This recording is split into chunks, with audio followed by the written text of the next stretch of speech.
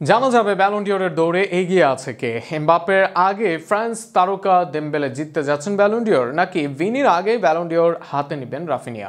এদিকে সংখ্যায় কম হলেও পায়ের জাদু দেখিয়ে দৌড়ে আছেন লামিনো। কবে ঘোষণা হচ্ছে তালিকা আর দৌড়ে এগিয়ে আছেন কারা, তা নিয়ে থাকছে প্রতিবেদন। দীর্ঘ এক মৌসুম শেষে ফুটবল ভক্তদের নজর এবার ব্যক্তিগত সর্বোচ্চ মর্যাদার পুরস্কার ব্যালন ডিওরের দিকে। কার হাতে উঠবে বহু আকাঙ্ক্ষিত এই ট্রফি, তা জানা যাবে আগামী 22শে সেপ্টেম্বর। তার আগে 7ই অগস্ট প্রকাশ পাবে 30 জনের সংক্ষিপ্ত তালিকা, এমনটাই জানিয়েছে ফ্রেঞ্চ ফুটবল। ব্যালন ডিওর বিজয়ী নির্ধারণে বিবেচনায় রাখা হয় 3টি বিষয়: ব্যক্তিগত নৈপুণ্য, দলগত অর্জন এবং ফেয়ার প্লে। 30 জনের তালিকা থেকে ভোট দিবেন ফিফা র্যাঙ্কিংয়ের শীর্ষ 100 দেশের একজন করে সাংবাদিক। তারা 10 জনকে 15 থেকে 1 পর্যন্ত পয়েন্ট দিবেন, যার উপর ভিত্তি করে নির্ধারিত হয় চূড়ান্ত বিজয়ী। চলতি বছরের দৌড়ে সবার উপরে রয়েছেন ওসমান দেমবেলে।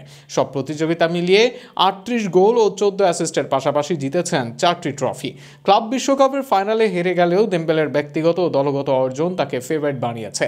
চমক হিসেবে উঠে এসেছেন দেমবেলের সতীর্থ ভিতিনিয়া।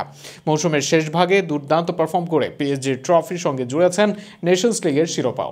তালিকার তৃতীয় স্থানে আছেন মোহাম্মদ সালাহ। 29 গোল ও 18 অ্যাসিস্টের পাশাপাশি ইংলিশ প্রিমিয়ার লিগে গোল্ডেন বুট ও প্লেমেকারের পুরস্কার জিতেছেন তিনি। এছাড়াও দৌড়ে আছেন বার্সেলোনার রাফিনিয়া ও উঠতি তারকা লামিন ইয়ামাল। যদিও ইউএসএল এর রাফিনিয়ার দলগত ব্যর্থতা ব্যালন ডিওরের পথে বাধা হয়ে দাঁড়াতে পারে, তবে ব্যক্তিগত পারফরমেন্স অনুযায়ী তিনি সবার চেয়ে এগিয়ে। সব মিলিয়ে 7ই অগস্টের তালিকা আর 22শে সেপ্টেম্বরের চূড়ান্ত ঘোষণার দিকে এখন নজর বিশ্ব ফুটবল প্রেমীদের।